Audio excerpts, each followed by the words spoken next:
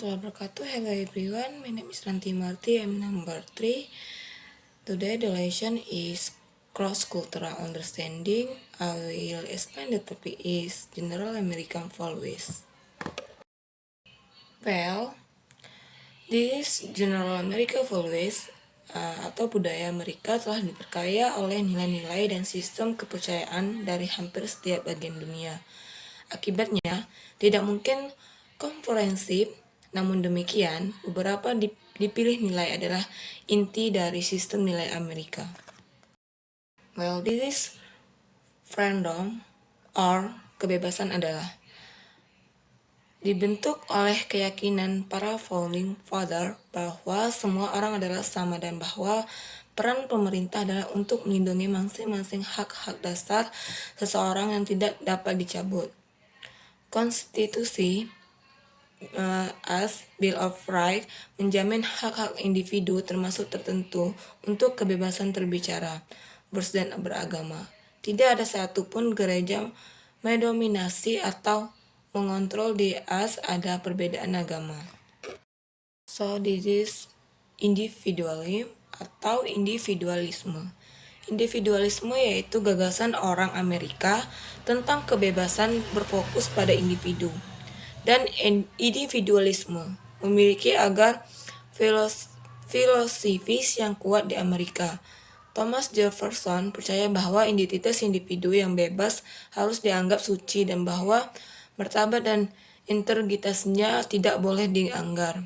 Individualisme dipahami tidak hanya sebagai kemandirian tetapi juga sebagai swasembada ekonomi.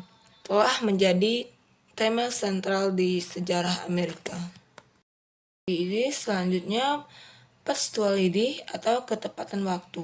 Ketepatan waktu adalah karakteristik mampu menyelesaikan tugas yang diperlukan atau memenuhi kewajiban sebelum atau pada waktu yang ditentukan. Tepat waktu sering digunakan secara sinonim dengan tepat waktu. Ini adalah kesalahpahaman umum bahwa tepat waktu dapat juga ketika berbicara tentang tata bahasa. Berarti tepat menurut masing-masing budaya seringkali ada pemahaman tentang apa yang dianggap sebagai tingkat ketetapan waktu yang dapat diterima.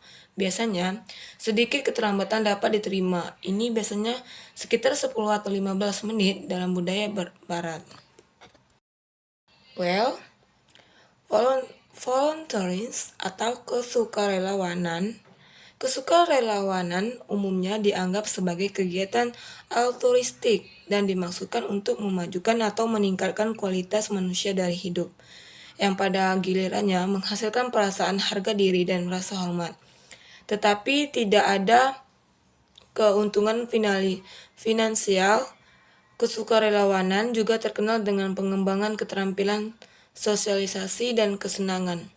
Hal ini juga dimaksudkan untuk membuat kontak untuk kemungkinan pekerjaan atau untuk berbagai alasan lain. Relawan adalah orang-orang yang bermotivasi tinggi, pekerja yang mengatur dari diri mereka sendiri dan orang lain untuk memecahkan masalah tertentu, masalah komunitas atau memenuhi kebutuhan sosial yang mendesak, kemudian menunggu orang lain. Biasanya pemerintah untuk melakukannya, NS kesediaan untuk berpartisipasi dalam kelompok semacam itu begitu luas sehingga 6 dari 10 orang Amerika adalah anggota sukarelawan organisasi. This equality atau kesetaraan. Deklarasi kemerdekaan menyatakan bahwa semua orang adalah diciptakan sama. Dalam banyak hal, orang percaya ini. Kita bisa melihat kesetaraan dalam praktik umum seperti menunggu dalam antrian, kapan kami pergi ke bank, ke kantor pos, atau ke imigrasi.